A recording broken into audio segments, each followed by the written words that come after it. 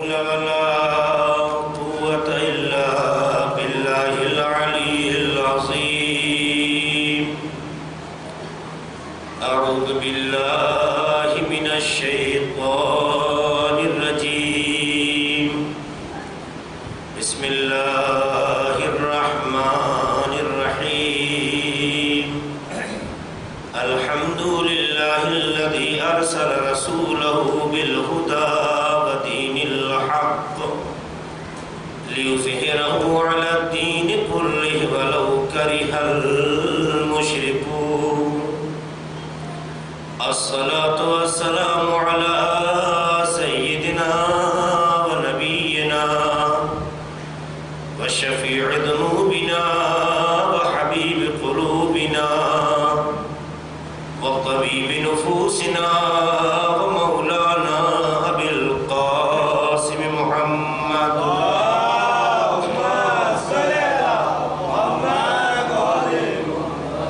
وعلى أهل بيته الطيبين الطاهرين المعصومين المظلومين الذين أذهب الله عنهم الرجس وطهرهم تطهيرا.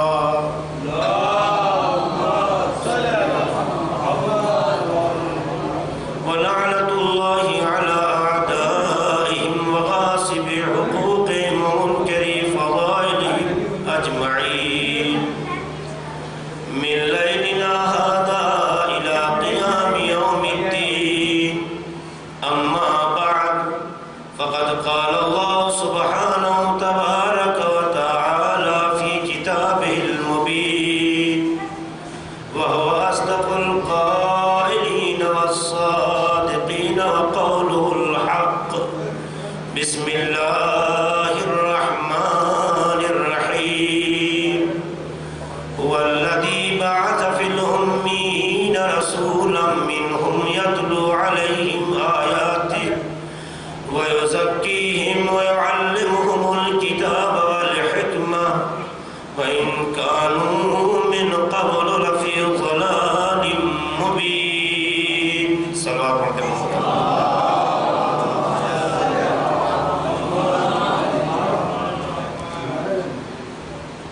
تعلیم و تربیت کے حوالے سے کل ہماری گفتگو اس مرحلے تک پہنچی کہ پروردگار عالم نے انسان کی خلقت کے ساتھ ہی علم کو رکھا، جو اس بات کی علامت ہے کہ پروردگار کا ارادہ یہ ہے کہ اس کا یہ بندہ، اس کی یہ مخلوق جہل اور جہالت سے دوچار نہ ہو. جیسے اسے وجود عطا کیا، جیسے اسے خلقت عطا کی، اسی کے ساتھ اس نے یہ اہتمام رکھا علم بھی ہو. تو اللہ کی حکمت یہ ہے کہ انسان جاہل نہ ہو. اللہ کی حکمت یہ ہے کہ انسان پڑھا لکھا ہو. ظاہر ہے کہ جس کا خدا خود علم ہو، جس کا خدا خود علم ہو، یعنی منبع تعلیم، بنیاد اور اساس علم ہو، ظاہر ہے کہ وہ اپنے کمالات کو اپنی ذات تک رکھنا نہیں چاہتا ہے، اپنی مخلوقات میں اس کے کرشمے، اس کے کرامات، اس کے جھروکے ڈالنا چاہتا ہے. تو خود صاحب کمال ہو اور مخلوق بے کمال ہو، یہ حکمت خدا کے خلاف ہے. اس لیے خدا کی حکمت یہ ہے کہ اس کی مخلوق جاہل نہ ہو. اور انسان اگر علم کا راستہ طے کرتا ہے تو علم کے راستے ہی میں عزت بھی اسے ملتی ہے، شہرت بھی اسے ملتی ہے، دولت بھی اسے ملتی ہے. دولت سے علم نہیں خریدا جا سکتا، یہ بات میں نے کہی ہے. دولت سے علم نہیں خریدا سکتا. دولت سے اسباب تو فراہم کیے جا سکتے ہیں، لیکن علم کے لیے استاد کا اچھا ہونا اور طالب علم کے اندر آمادگی کا ہونا ضروری ہے. لاکھ آپ پیسے خرچ کر دیجئے، اگر استاد اچھا نہ ہو، سیکھنے والے میں ظرفیت اور آمادگی نہ ہو، تو آپ پیسہ خرچ کر کے بھی اسے پڑھا لکھا نہیں بنا سکتے. تو عزیزوں، تعلیم دنیا میں دولت سے نہیں خریدی جا سکتی، پر تعلیم اور علم میں یہ شکتی اور قوت ہے کہ جس میں یہ خوبی آ جائے، دولت اس کے ساتھ ساتھ آ جائے گی. تو آپ کی توجہ علم پہ ہونی چاہیے، آپ کی توجہ تعلیم پہ ہونا چاہیے. اگر اس پر توجہ ہوگی تو کبھی آپ ناکام اور نامراد نہیں رہیں گے، کیونکہ علم کبھی صاحب علم کو مرنے نہیں دیتا. نمونے کل میں نے آپ کے سامنے پیش کیے. یہ نمونہ ہمیں اطمینان دلاتا ہے کہ اگر دنیا میں اپنی یاد کو زندہ رکھنا چاہتے ہو تو جاہل نہیں مرنا ہے، پڑھا لکھا ہو کے گزارنا ہے. کیونکہ دنیا جسے بعد میں آئیڈیل کی شکل میں دیکھنا چاہتی ہے، جاہل کو کوئی آئیڈیل نہیں بناتا ہے، پڑھے لکھے کو آئیڈیل بنایا جاتا ہے.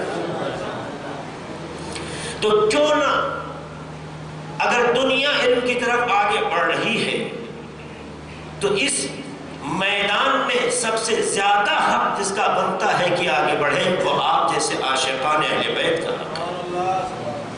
کیونکہ آپ کے پاس کوئی آئیڈیل ایسا نہیں ہے جو جاہل ہو، آپ کے پاس کوئی آئیڈیل نہیں ہے جو ان پڑھ ہو، آپ کے پاس کوئی آئیڈیل نہیں ہے جس کی شناخت اور پہچان علم کے علاوہ کچھ اور ہو. ان کا علم تو ایسا تھا کہ جس کا اعتراف صرف دوستوں نے نہیں کیا، دشمن بھی معترف تھے. تو جب کمال ہوتا ہے تو کمال کا کوئی انکار نہیں کر سکتا ہے، لاکھ کوشش کرے، کمال کہتے ہی اس کو ہے جس کو اغیار بھی قبول کرتے نظر آئے. اہل بیت علیہ السلام کا یہی افتخار و امتیاز رہا ہے کہ انہوں نے اپنے کو کمالات کی بنیاد پر چونکہ دنیا کے سامنے پیش کیا، تو کمالات کی بنیاد پر صرف اپنوں نے ہی نہیں ان کو مانا ہے بلکہ غیروں نے بھی ان کے علم کا اعتراف کیا ہے. چاہے مولا نہ مانتے ہو مگر ان سے بڑا عالم کسی کو نہیں مانا ہے. صلوات پڑھ دے محمد و آل محمد پر.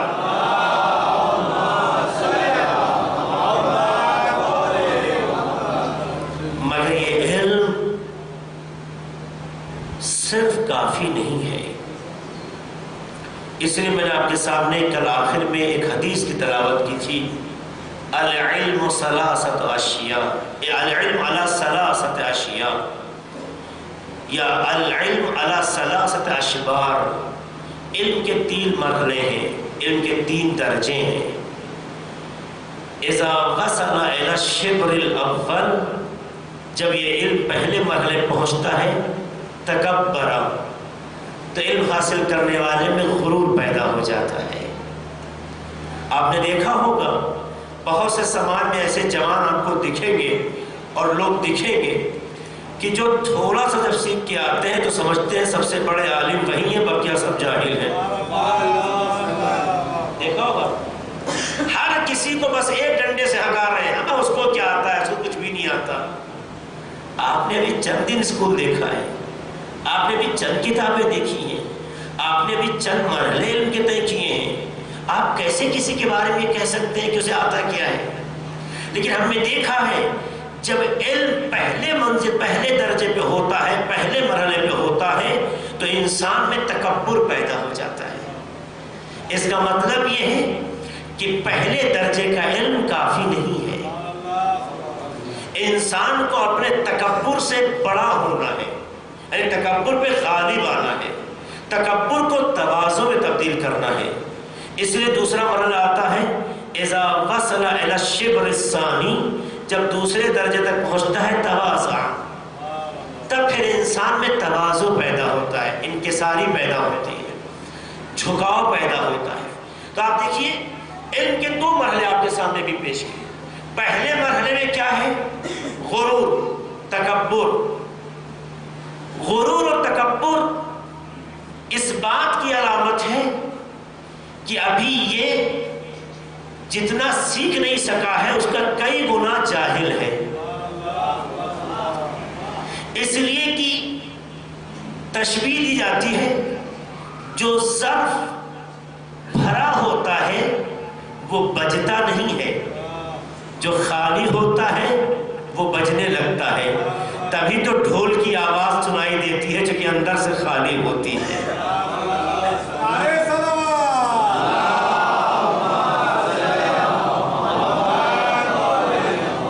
دیکھیں نا اپنے ڈھول کتنی آواز اس کی ہوتی ہے، یہ اس لیے ہوتی کہ اندر سے خالی ہوتی ہے.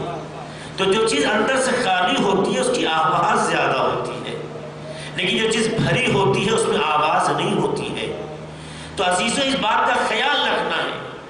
بہت آسانی سے سماج میں کسی بھی سبجیکٹ میں کوئی اسٹوڈنٹ ماہر ہونے لگتا ہے یا کچھ ابھی سیکھ رہا ہے، ابتدائی مرحلے میں ہے، اتنا ہو گیا کہ شدھ بدھ کرنے لگا ہے، کچھ اسے سمجھ میں آنے لگا ہے، تو ہمیں دیکھتے ہیں فوراً دوسروں کو جاہل سمجھنے لگتا ہے، انسلٹ کرنے لگتا ہے، نیچا دکھانے لگتا ہے. وہ علم کیسا جو دوسروں کو ذلیل کر دے، وہ علم کیسا جو دوسروں کو کمزور کر دے. علم تو ترقی کا نام ہے، جو ترقی پاتا ہے وہ تنزلی کی بات نہیں کرتا ہے. اور کرنے کی بات ہے نہیں. ترقی یعنی بلندی، تنزل یعنی ڈاؤن فال، یعنی کسی کے گرنے کی بات، کسی کو ذلیل کرنے کی بات صاحب کمال سے ناقص یا نقص والی باتیں اچھی نہیں لگتی ہیں. اگر واقعاً آپ میں کوئی خوبی پیدا ہوئی ہے تو اس خوبی کا اثر یہ ہے کہ وہ خوبی دوسروں میں پیدا کیجیے. یہی وجہ ہے کہ دنیا کی تمام چیزیں خرچ کرنے سے، دوسروں کو دینے سے گھٹتی ہیں. دنیا کی تمام چیزیں دوسروں کو دینے سے، خرچ کرنے سے گھٹتی ہیں. برکت ایک الگ چیز ہے، چیز گھٹتی ہے. آپ مال دیجئے، دولت دیجئے، سامان دیجئے، لباس دیجئے، کوئی اور چیزیں، زمین دیجئے. دنیا کی تمام چیزیں جب آپ کسی کو دیتے ہیں تو وہ چیز گھٹتی ہے، وہ چیز کم ہوتی ہے. لیکن ایک چیز ہے علم، اسے جتنا شیئر کرتے جائیے اتنا بڑھتا ہے.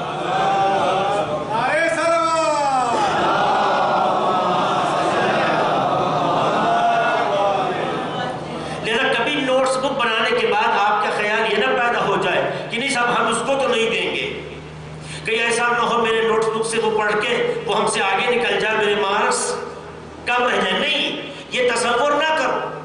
علم جتنا بانٹا جاتا ہے اتنے ہی اس کے اثرات مرتب ہوتے ہیں. اگر آپ کے نوٹس بکس کے کوئی اس قابل بن جائے کہ اس میں علم پیدا ہو جائے تو جتنا وہ کمال کے مرحلے طے کرتا جائے گا اس کا اجر آپ کے نام عمل میں بڑھتا جائے گا. تو اس سے بہتر بات کیا ہے کہ اجر بھی ملتا جائے، علم بھی بڑھتا جائے. تو دنیا میں علم ہی ایک ایسی دولت ہے کہ جسے جتنا خرچ کیا جائے کم نہیں ہوتی ہے، بڑھتی جاتی ہے. ایک سلام پڑھ دے محمد والے محمد پر.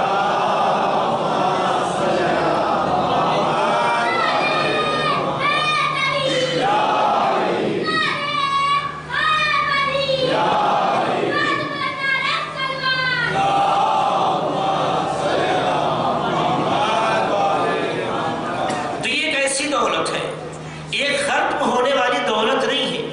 اسے بانٹے جس طریقے سے آپ ایکسپلین کرنا چاہیں، اگر کسی جوان کو سمجھانا چاہیں تو آپ ایسے کہہ سکتے ہیں. فرض کیجئے اگر اسی کیمپس میں، جو کیمپس ایک چہار دیواری بنی ہوئی ہے باہر کے حصے سے، اس میں 1000 کینڈل لگا دیجئے، 1000 کینڈل لگا دیجئے، اور اس کے بعد آپ ایک کینڈل کے ذریعے سے اسے روشن کرنے کی کوشش کریں. آپ مجھے اتنا بتائیے کیا اس کینڈل کی روشنی جب دوسرے کینڈل میں منتقل ہوگی تو کیا پہلے والے کی کم ہو جاتی ہے؟ اس سے جب دوسرے منتقل ہوتی تو کیا اس میں کچھ کم رہتی، اس میں کچھ زیادہ ہو جاتی ہے؟ تیسرے منتقل کرتے کیا پہلے میں کم ہو جاتی؟ نہیں. نور کہتے ہی اس کو ہے جتنا تقسیم کیا جائے اتنے ہی کمال کے ساتھ اس کو نورانی کر دیتا ہے جتنا خود میں ہوا کرتا ہے. تو جس طرح نور تقسیم کرنے سے کم نہیں ہوتا ہے، اس طرح علم بھی تقسیم کرنے سے کم نہیں ہوتا ہے. بس وہ ظرف ہونا چاہیے کہ جس میں یہ طہارت پائی جائے کہ ہم دوسرے کو جہالت سے نکال کے علم کے میدان میں لانا چاہتے ہیں. تو جتنا بانٹتے چلے جائیں گے، بانٹنے کے لیے حوصلہ تو کم ہو سکتا ہے پر علم کم نہیں ہوگا. صلوات پڑھ دے محمد والے محمد پر.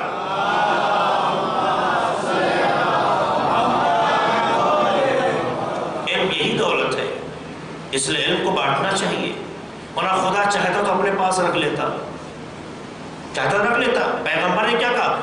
وَبِالتَّعْلِيمِ أُرْسِلْتُ، پیغمبر نے کیا فرمایا کہ میں تعلیم دینے کے لیے، پڑھانے سکھانے کے لیے بھیجا گیا۔ یہ پیغمبر کا جملہ ہے۔ سب سے پہلے معلم کا نام کل میں نے بتایا کیا ہے؟ خدا۔ سب سے پہلے ٹیچر استاد کا نام کیا ہے؟ خدا۔ اس کے بعد جس نبی کو بھیجا ہے وہ نبی خود کہتا ہے ارسلت بالتعلیم وبالتعلیم ارسلت، کہ میں سکھانے کے لیے، پڑھانے کے لیے بھیجا گیا ہوں۔ حالانکہ ہم نے یہ بھی دیکھا پیغمبر کی حدیث کہ اللہ نے بعثت لأتمم مکارم الاخلاق، یہ پیغمبر کا جملہ ہے، مکارم اخلاق کو کمال تک پہنچانے کے لیے میں بھیجا گیا ہوں، مکارم اخلاق کو کمال تک پہنچانے کے لیے میں بھیجا گیا ہوں۔ یہاں کہتے ہیں میں تعلیم دینے کے لیے، پڑھانے کے لیے، سکھانے کے لیے بھیجا گیا ہوں۔ اس کا مطلب یہ ہے کہ نگاہ پیغمبر میں جو مکارم اخلاق ہے وہی تعلیم ہے، اور جو تعلیم ہے وہی مکارم اخلاق ہے۔ یا لفظوں کو سمیٹ کے کہہ دوں کہ پیغمبر بتانا چاہتے ہیں نہ صرف علم کافی ہے، نہ صرف مکارم اخلاق کافی ہے، کمال جب ہے جب علم بھی ہو، کردار بھی ہو، تو مکمل بعثت پیغمبر ہو جاتی ہے۔ صلوات پڑھتے ہیں محمد وآل محمد پر۔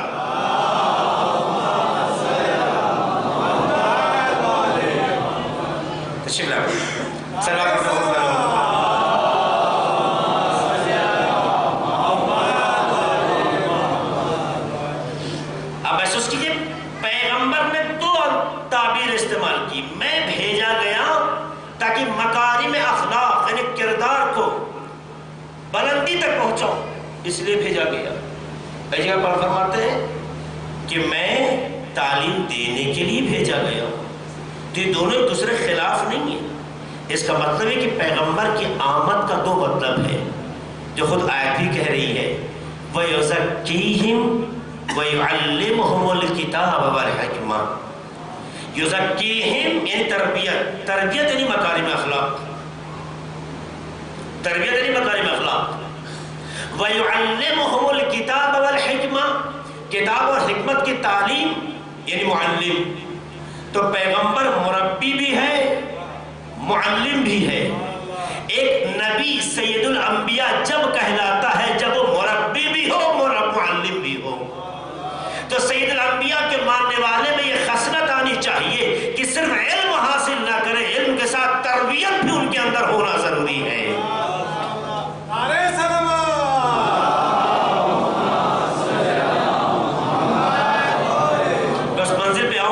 منزل پہ آؤں گا جو تربیت کی بات ہے، ابھی میں تعلیم کی بات کر رہا ہوں۔ اس لیے دیکھتے ہیں کہ پیغمبر کے بارے میں ملتے ہیں، تاریخ میں ہے، روایتیں اشارہ کرتی ہیں کہ پیغمبر کچھ اصحاب کے ساتھ مسجد میں وارد ہوئے۔ کیا دیکھا کہ مسجد میں دو طبقے ہیں لوگوں کے، ایک گروہ وہ ہے جو عبادتوں میں مشغول ہے، اور ایک گروہ وہ ہے جو تعلیم میں، مباحثے میں، ڈسکشن میں مشغول ہے۔ پیغمبر نے فرمایا دونوں عبادت میں مشغول ہیں، دونوں عبادت مشغول ہیں۔ جو صرف نماز پڑھ رہا ہے وہ خدا سے وابستہ ہو رہا ہے، جو علم حاصل کر رہا ہے وہ لوگوں کو خدا سے وابستہ کرنا چاہ رہا ہے۔ دونوں عبادتوں میں مشغول ہیں۔ دونوں کو پیغمبر نے کہا کہ دونوں عبادتوں میں مشغول ہیں، یہ پیغمبر کی تعبیر ہے۔ ظاہر ہے کہ وہ عبادت سر کو سجدے میں رکھ کر بندگی کا اعتراف کر رہا ہے، یعنی عبد و معبود کا رشتہ برقرار کر رہا ہے، اور جو یہ تعلیم حاصل کر رہا ہے وہ لوگوں کو خدا سے وابستہ کرنے کا راستہ فراہم کر رہا ہے۔ اس کے بعد فرماتے ہیں لیکن دونوں میں سب سے زیادہ افضل علم ہے، اس لیے پیغمبر جا کے اس گروہ کے ہم سفر ہو گئے یا ہم نشی ہو گئے کہ جو مباحثے میں مشغول تھے، اور بیٹھ کے فرماتے ہیں سب سے زیادہ جو چیز مجھے پسند ہے وہ یہ علم ہے۔ یہ کہہ کے بتانا چاہا ہے اللہ کی عبادت بھی علم کے ساتھ ہو تو کمال کہلاتی ہے، جہل کے ساتھ عبادت بھی قبول نہیں ہے۔ صلوات پڑھتے محمد والے محمد پر۔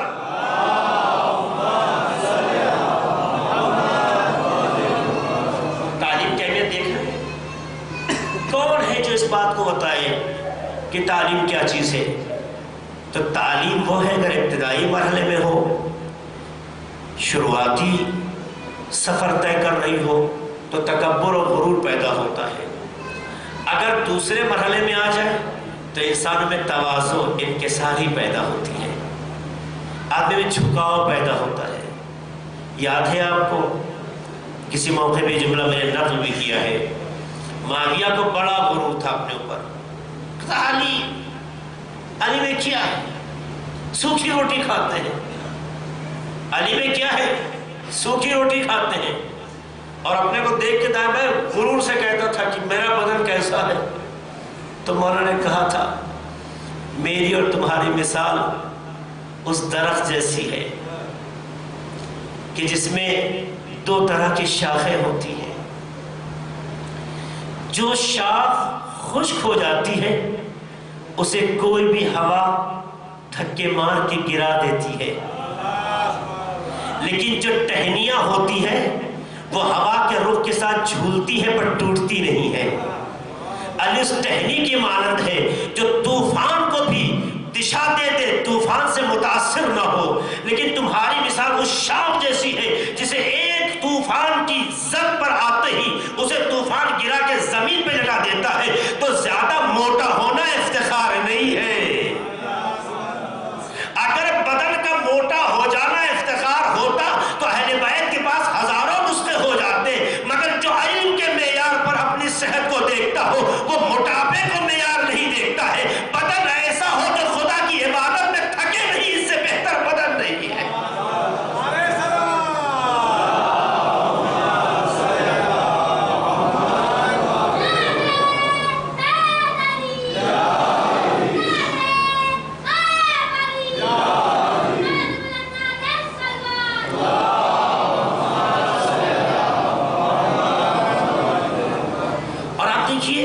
جو پہلا جملہ تھا تکبر اور دوسرا جو تواضع، اس کی بھی تشبیہ نہج البلاغہ میں موجود ہے۔ امام نے اپنے خط میں معاویہ کو لکھا ہے کہ میری تمہاری مثال درخت کی ان شاخوں جیسی ہے، ایک وہ شاخ کہ جس پر کوئی بھی پھل نہ ہو، اور ایک وہ شاخ جس پر پھل ہو۔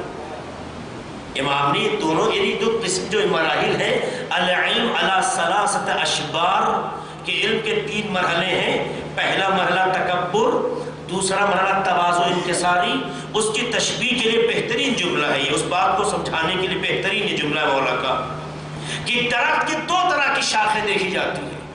ایک وہ شاخ ہے جس میں کوئی پھل نہیں ہے، تو شاخ کا حال کیا ہوتا ہے؟ اکڑی ہوئی ہوتی ہے، اکڑی ہوئی ہوتی ہے۔ آپ دیکھیے جس درخت کی شاخ میں کوئی پھل نہ ہو وہ اکڑی ہوئی ہوتی ہے، اور جس شاخ میں پھل ہو وہ جھکی ہوئی ہوتی ہے۔ یہ اس کا جھکنا بتا رہا ہے کہ جس میں کمال ہوتا ہے وہ اکڑتا نہیں، جھکاؤ پیدا ہو جاتا ہے۔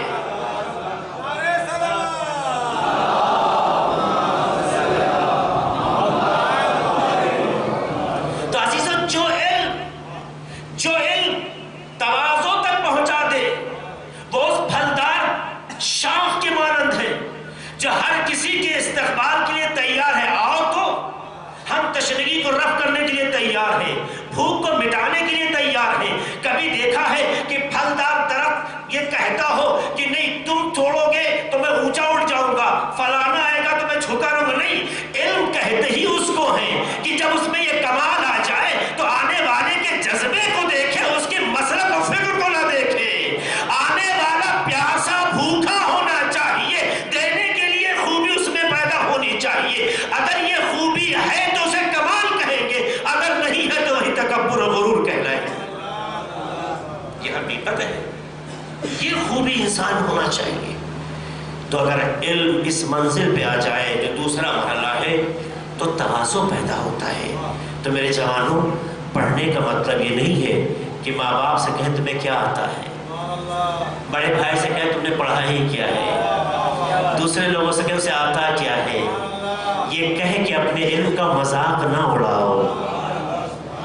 علم جہالت پر پردہ ڈالتا ہے، کسی کو جاہل ہونے کی سند نہیں دیتا۔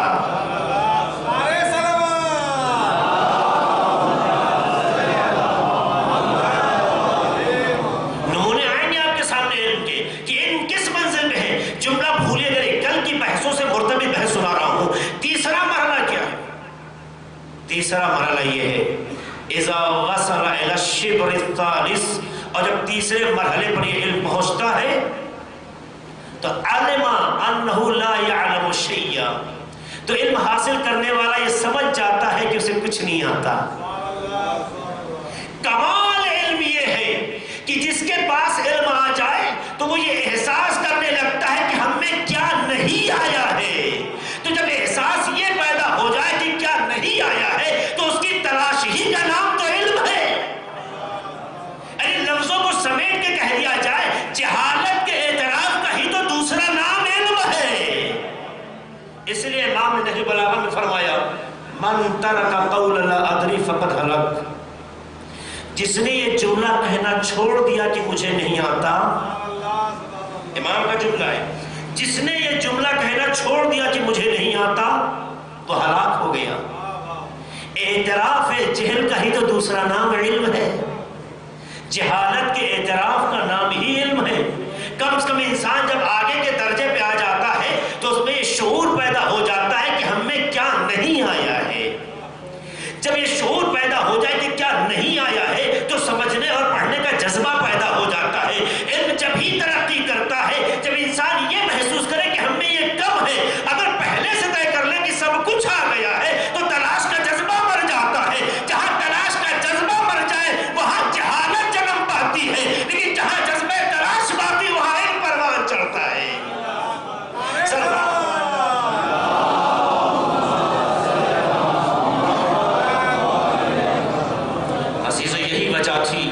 کہ اہل بیت علیہ السلام نے لوگوں کے حوصلے بڑھائے اور امام نے سب سے پہلے جو دروازہ کھولا ہے وہ علم کا کھولا ہے۔ پیغمبر کہتے کہ مشکل بھیجا گیا، پیغمبر کہتے بھیجا گیا۔ اب آپ سوچئے کہ جو پیغمبر مبعوث ہوا ہو، بھیجا گیا ہو، قرآن کا لب و لہجہ دیکھیں گے، علم الانسان ما لا یعلم، کہ اللہ نے انسان کو تعلیم دی اس چیز کو جو نہیں جانتا۔ یا علم الانسان بالقلم، اللہ نے انسان کو قلم کے ذریعے سے تعلیم دی، یعنی قلم کو اہمیت بخشی خدا نے۔ جو قلم علم کے درجات کو طے کرتا ہے، جب وہ اتنا محترم ہو جائے کہ قرآن کی آیت بن جائے، جو قلم علم کے مدارج اور مراتب کو طے کرنے کا ذریعہ بن جائے، اگر وہ اتنا محترم ہو جائے کہ نون والقلم، کہ خدا قلم کی قسم کھا رہا ہو، تو عزیزو جو علم کے کچھ مراحل کو لکھتا ہے اتنا مقدس نگاہ قدرت میں، تو جو علم کو حاصل کر کے عالم بن جائے وہ نگاہ قدرت میں کس مقام پر ہوگا؟ آپ سوچ سکتے ہیں؟ اتنا ہوگا کہ ساری کائنات اللہ نے علم کے حوالے کر دی ہے۔ وَأَنَّ اللَّهَ قَدْ حَاطَ بِكُلِّ شَيْءٍ عِلْمًا، کہ پروردگار عالم علم کی بنیاد پر، خود خدا کہہ رہا ہے کہ پروردگار علم کی بنیاد پر پوری کائنات پر مسلط ہے۔ قرآن کی آیت کیا کہہ رہی ہے کہ پروردگار عالم علم کی بنیاد پر، خدا کہہ رہا ہے، یہ جملہ میرا نہیں ہے، کہ پروردگار عالم علم کی بنیاد پر پوری کائنات پر مسلط ہے۔ یہ جملہ کہہ کے بتانا چاہتا ہے، یہ فکر دینا چاہتا ہے، اگر کائنات پر تسلط چاہتے ہو تو علم کو وسیلہ بناؤ۔ جس کے پاس علم آ جائے وہ کائنات پر مسلط ہوتا ہے۔ تو اب آپ کہنے دیجئے مجھے، نہج البلاغہ کا پہلا خطبہ اسی بات کی عکاسی کر رہا ہے کہ جس کے پاس علم ہوتا ہے وہی مولا کائنات کہلاتا ہے، ورنہ مولا کائنات نے جو دنیا کی خبر دی تھی وہ کسی اور چیز کی بنیاد پر نہیں، اس علم کی بنیاد پر جو خدا کی جانب سے عطا ہوا تھا، اس علم کی بنیاد پر۔ اور ہم نے دیکھا کہ اللہ نے بہت سے مراحل علم کی بنیاد پہ طے بھی کیے۔ آئیے دکھاتا ہوں میں آپ کے سامنے وہ آیتیں کیا ہیں۔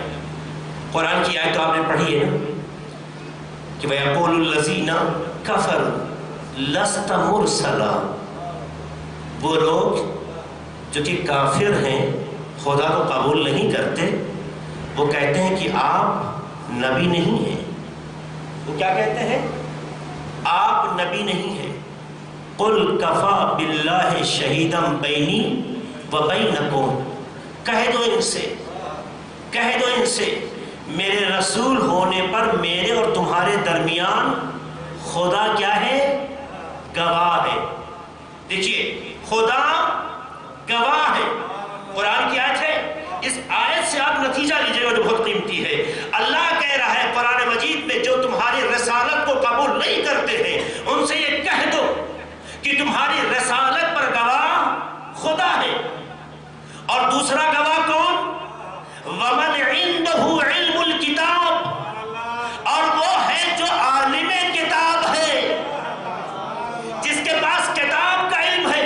تو جس کے پاس علم آ جائے مقام گواہی میں اتنا بلند ہو جاتا ہے کہ جس شہادت کی منزل پہ خدا نظر آتا ہے بندہ بھی اسی معیار پہ دکھائی دینے لگتا ہے.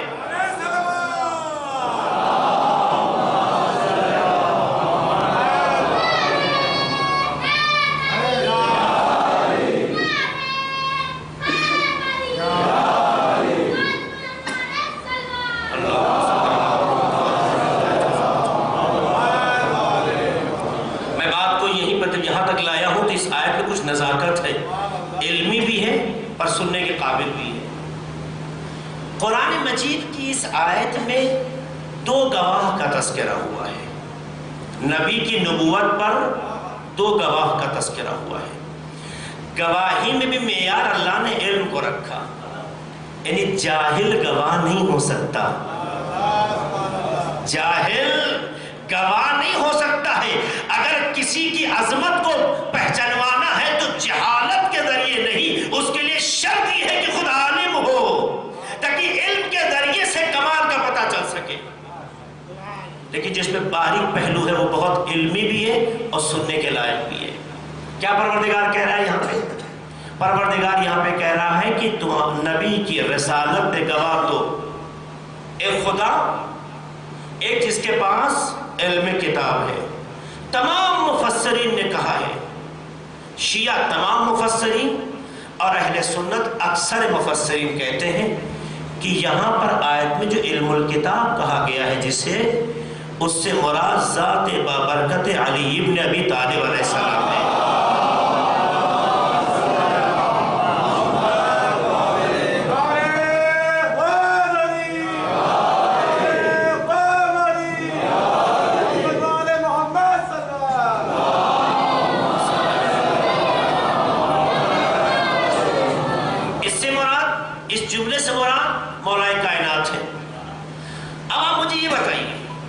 یہاں بحث ایک نبی کی رسالت پر شہادت اور گواہی کی ہے.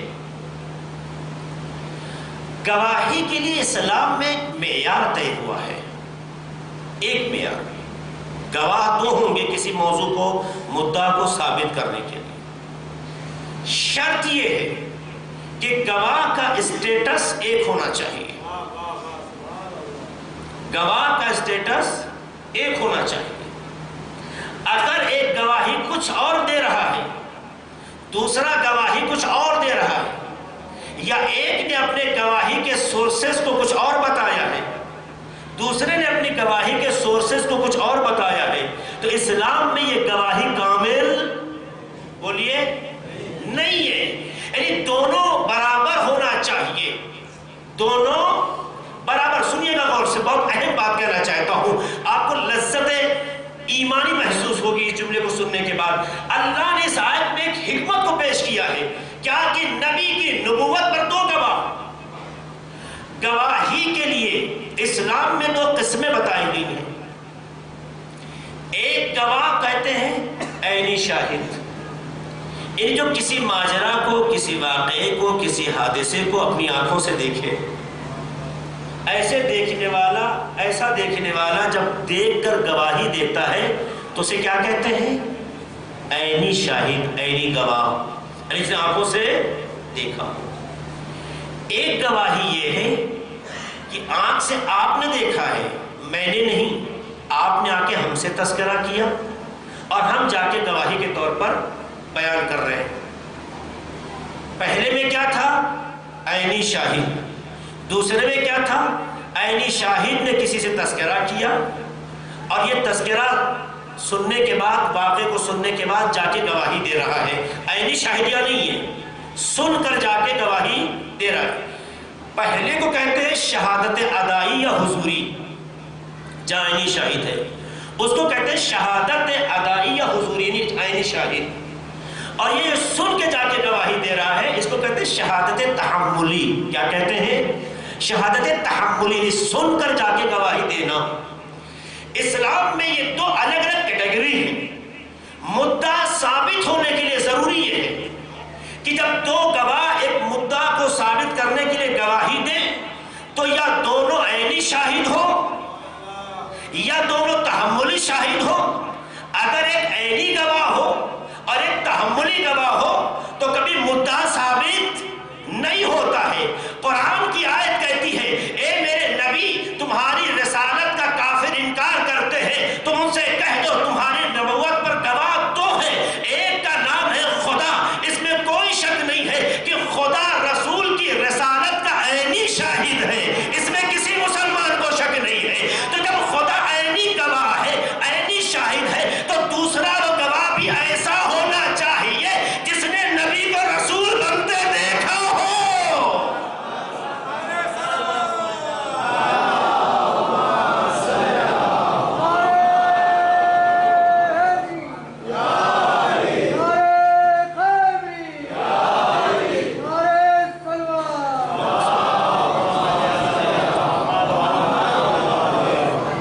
جس نے رسول کو رسول بنتے دیکھا ہو، ورنہ خدا کے عینی شاہد ہونے میں تو کسی کو اعتراض و اشکال اور نہیں ہے۔ سب قبول کرتے ہیں کہ خدا عینی شاہد ہے، یعنی جب نبی بن رہے تھے خدا عینی گواہ ہے، تبھی تو خدا شہادت دے رہا ہے۔ تو اگر وہ عینی ہے تو خدا تو ہو گیا عینی گواہ۔ ایک مدعا ثابت ہونے کے لیے دو گواہ چاہیے، دونوں گواہ کا اسٹیٹس برابر ہونا چاہیے۔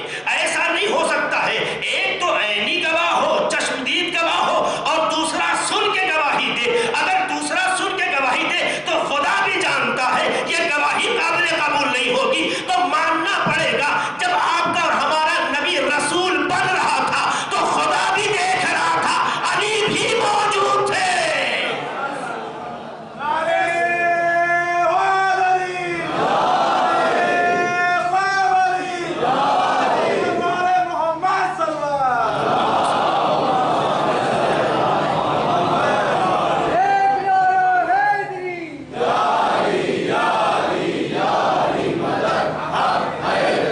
یہاں پر بات کو مکمل کرنے کے لیے کہنا چاہتا ہوں کہ عزیزوں، اگر یہ دونوں گواہ ہو گئے عینی تو ایک سوال اٹھتا ہے، وہ جو اکثر کہا جاتا ہے کہ نہیں صاحب یہ حدیث تو ہو ہی نہیں سکتی ہے جو پیغمبر نے کہا، اول ما خلق اللہ نوری، کہ اللہ نے سب سے پہلے میرا نور پیدا کیا تھا۔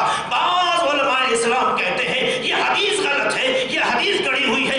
عزیزوں، اگر حدیث کو تفسیر قرآن سمجھ کر قرآن کی آیت کا صحیح مطالعہ کیا گیا ہوتا تو یہی آیت بتا رہی ہے کہ جب نبی رسول بن رہے تھے تو خدا نے بھی گواہ کے طور پہ دیکھا ہے اور علی علیہ السلام نے بھی گواہ کے طور پہ دیکھا ہے، جو قرآن کی آیت کہہ رہی ہے۔ تو اگر یہ بات سمجھ میں آ جاتی تو پیغمبر کا یہ جملہ کہ سب سے پہلے خدا نے میرے نور کو پیدا کیا ہے اور میں اور علی ایک ہی نور کے دو ٹکڑے ہیں، یعنی جب سے نور رسالت ہے علی علیہ السلام کا وجود بھی ہے، تو جب علی کا وجود ہے تو جب رسول بن رہا ہے تو علی بھی شاہد ہے۔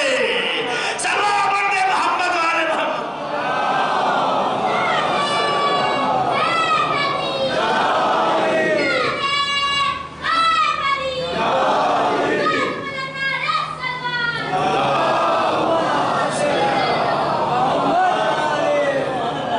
تو پروردگار نے بھی گواہ بنایا تو علم کی بنیاد پر،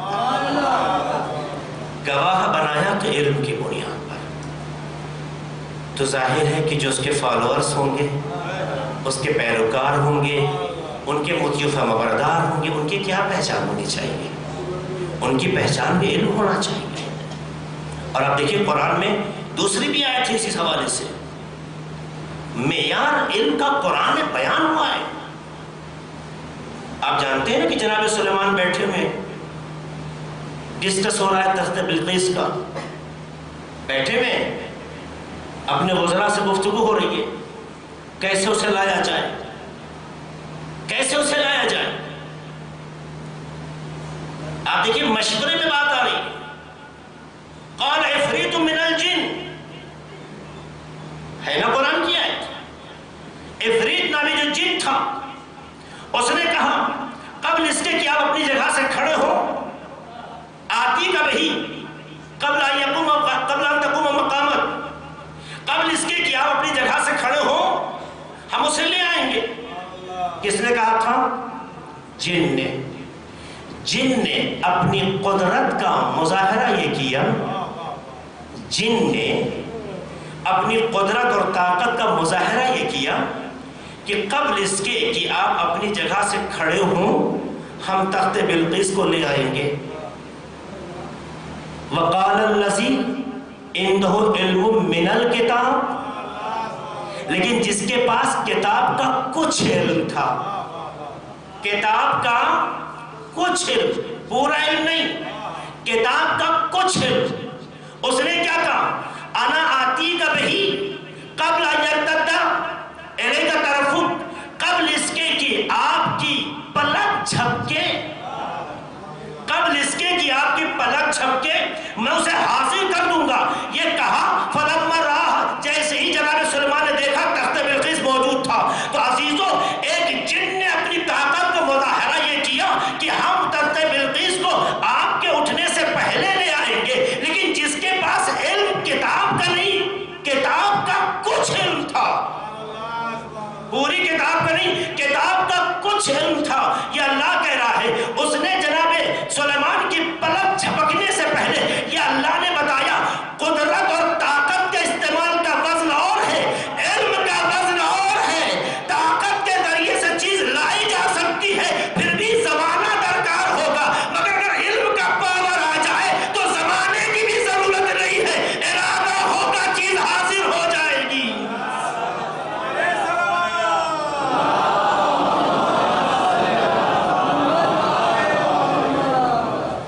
تو اگر علم میں شکتی ہے، اگر یہ طاقت ہے کہ وہ لمحے میں چیز کو حاضر کر دے، اور وہ بھی ایسا علم جو کتاب کا نہیں ہے، کتاب کے کچھ حصے کا ہے، تو جس علی کے پاس پوری کتاب کا علم ہو، جس علی علیہ السلام کے پاس پوری کتاب کا علم ہو. آج دنیا میں جتنی ترقی ہے کیا دولت کی بنیاد پہ ترقی ہے؟ آپ بتائیے کیا دنیا میں جتنی ترقی ہے اس کا معیار دولت ہے؟ میں نے پہلے بھی کہا دولت وسائل اور اسباب تو فراہم کر سکتی ہے، دولت سے علم نہیں خریدا جا سکتا، چونکہ دولت کمال کا نام نہیں ہے، علم کمال کا نام ہے. ناقص سے کمال کو نہیں خریدا جا سکتا، کمال کے لیے کمال ہونا چاہیے. لہذا دنیا میں جتنی ترقی ہے، آج سائنس نے دنیا میں جو کوئی بھی ترقی حاصل کی ہے، آج ویسٹرن کلچر میں علمی جو بھی ترقی ہے، آج یورپ میں جو بھی ترقی ہے، سب مرہون منت علم کے ہیں. آج اتنے بڑے امام بارگاہ میں آپ بیٹھے ہوئے ہیں، آپ بتائیے کیا اس میں علم درکار نہیں ہے؟ اس کا اسٹرکچر جو تیار ہوا اس میں بھی علم کی ضرورت ہوئی، اس کا آرکیٹیکٹ تھا اس میں بھی علم کی ضرورت تھی، اس عمارت کو تیار کرنے والے جو تھے اس میں بھی علم کی ضرورت تھی. اتنی لائٹیں استعمال ہو رہی ہیں یہ بھی علم کا نتیجہ ہے، اتنے وسائل فراہم ہیں یہ بھی علم کا نتیجہ ہے. آج زندگی کے جس بھی پہلو پر نگاہ جائے ہر چیز کے پیچھے علم ہے. یہ اس بات کی علامت ہے اگر زندگی میں چمک چاہیے تو علم کو وسیلہ بناتے چلے جاؤ، جتنا علم وسیلہ بنتا چلا جائے گا اتنی حیات پر رونق بنتی چلی جائے گی. سلام محمد والے محمد پر.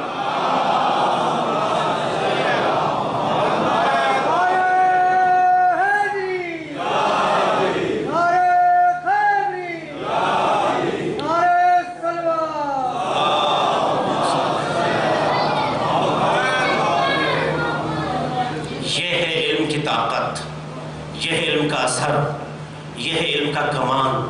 تو ہمارے اندر علم آنا چاہیے. علم کیسا ہو؟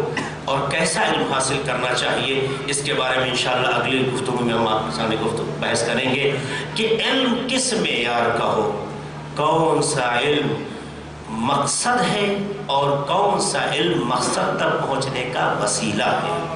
یہ انشاءاللہ ایک گفتگو ہے جو کل آپ کے سامنے رکھنا چاہوں گا۔ تو یاد رکھیے گا، علم وہ طاقت ہے کہ اگر کسی کے پاس آ جائے تو وہ کسی بھی مسلک کا ہو، کسی بھی مذہب کا ہو، ترقی کے راستے نہیں رکتے، ورنہ خدا سارے راستے صرف مسلمانوں کے حوالے کر دیتا۔ مسلمانوں کی ایک بھول تھی، وہ سمجھا یہ سارا مسئلہ ٹھیکیداری پہ ہے، ہم مسلمان ہو گئے تو ساری چیز ہماری ہو گئی۔ وہ یہ بھول بیٹھا کہ علم کی اگر طاقت ہے تو ہم واقعی مسلمان ہیں، علم کی اگر طاقت ہے تو واقعی مسلمان ہیں۔ لہذا یہ طاقت اگر کسی کے پاس چلی گئی تو خدا علم کے پیچھے کائنات کو رواں دواں کرتا ہے، جس کے پیچھے بھی چلی جائے۔ ورنہ جو اللہ کو صحیح معنوں میں خدا نہیں مانتا، آخر رسول کی رسالت پر عقیدہ نہیں رکھتا، اگر معیار یہی ہو کہ اسے کچھ نہیں ملنا چاہیے تو دنیا میں ان لوگوں کو ترقی نہیں ملنی چاہیے، لیکن انہیں ترقی میں ترقی ملتی جا رہی ہے۔ یہ ذہنوں کو میسج مل رہا ہے صرف مسلمان ہونا کافی نہیں ہے، صاحب علم ہونا بھی ضروری ہے۔ تو اگر وہ مسلمان نہ ہو کر علم کی بنیاد پر اتنی ترقی کر سکتے ہیں تو جو مومن اور مسلمان ہو اگر علم کی بھی طاقت اس کے پاس آ جائے تو جو کائنات ادھر توجہ کرتی ہے آپ کی طرف توجہ کرنا شروع کر دے گی، یقیناً کرے گی۔ علم چاہیے، اور جس نے اس کو معیار بنایا اس نے کامیابی بھی حاصل کی۔ جس نے بھی معیار بنایا، جس نے علم کو چھوڑا ذلیل رسوا ہوا۔ آخری بات آج یہ کہنا چاہتا ہوں، جس نے بھی علم کو چھوڑا ذلیل رسوا ہوا، اور جس نے علم کو اپنایا وہ کامیاب ہوا۔ آج دیکھیے دنیا میں مسلمان 50+ کنٹریز ہیں، مسلم کنٹریز 50 سے زیادہ ہیں، کوئی 55 کوئی 57 تک کہتا ہے۔ اتنے کنٹریز ہونے کے باوجود کس میں غیرت اسلامی ہے؟ ایک سوال ہے، کس ملک میں غیرت اسلامی ہے؟ آپ دیکھیے ابھی ٹرمپ نے جو لیٹسٹ بیان دیا ہے، جو کیا جملہ کہا ہے، اگر میں سعودی عرب کے سر سے اپنا ہاتھ ہٹا لوں تو منٹوں میں ختم ہو جائے گا، یہ میری سرپرستی کا اثر ہے کہ تم چل رہے ہو۔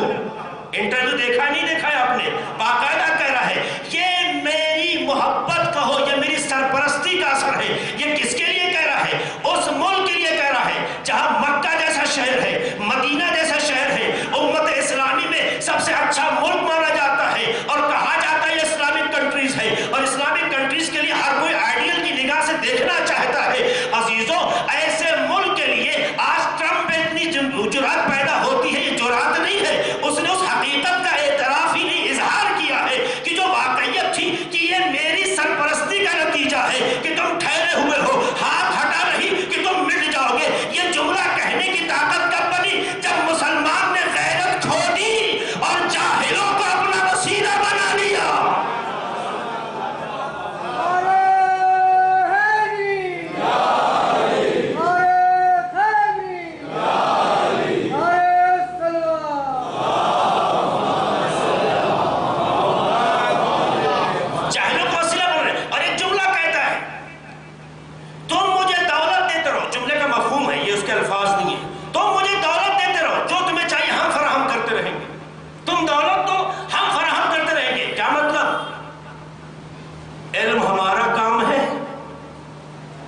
دولت تمہارا کام ہے، جو ذخائر ہے تمہارے پاس بیچتے رہو، وہ بھی تمہارے باپ کا نہیں، خدا نے عطا کیا ہے، تم بیچتے رہو، تم ذخائر بیچو، ہم تمہیں دیں گے، یعنی علم کا افتخار اپنے پاس رکھیں گے۔ لیکن 40 سال کی ایک جدید حکومت نے عالم بشریت میں پیغام دیا کہ تمام مسلمان بے غیرت تو ہو سکتا ہے، لیکن جو محمد اور آل محمد کی تعلیم پہ چلتا ہے وہ امریکہ جیسے ملک کو بھی اپنے سامنے گھٹنا دیکھ کر بتا دے گا کہ یاد رکھنا تم مسلمانوں کو تو خرید سکتے ہو، اہل بیت کے غلاموں کو نہیں۔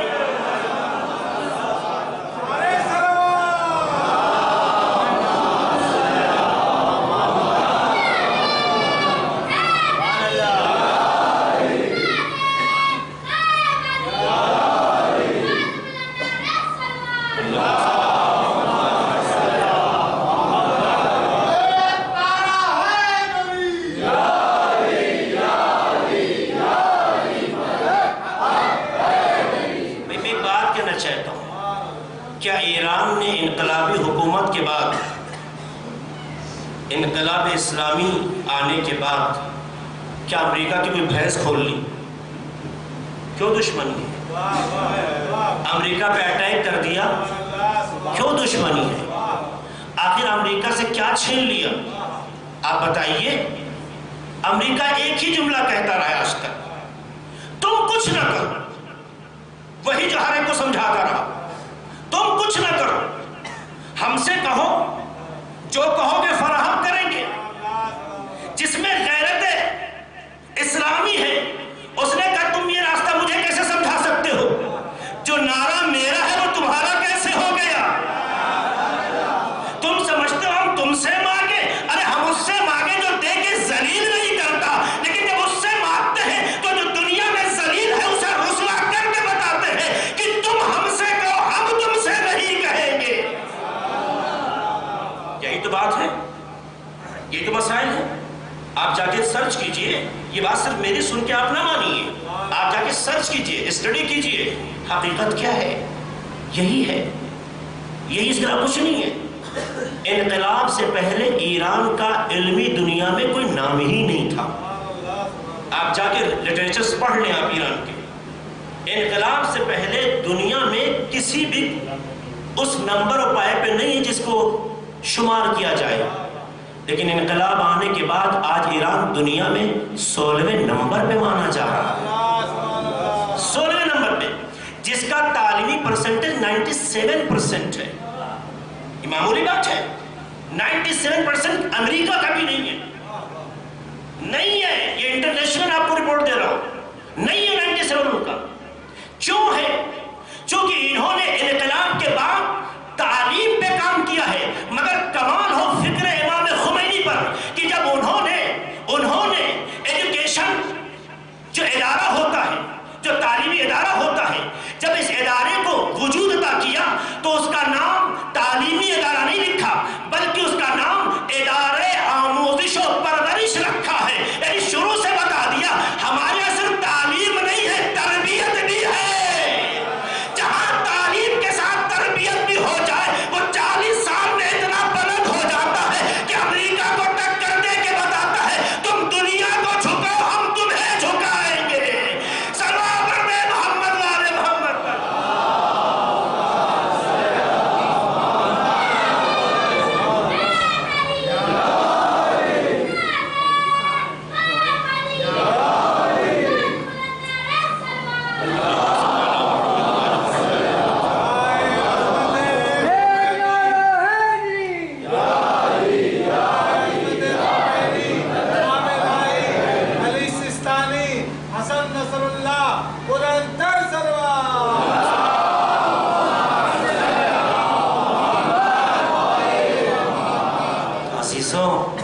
افتخار آتا ہے اگر علم تربیت کے ساتھ ہو، اور جب یہ افتخار آ جاتا ہے تو انسان کو کسی جھکتا نہیں ہے۔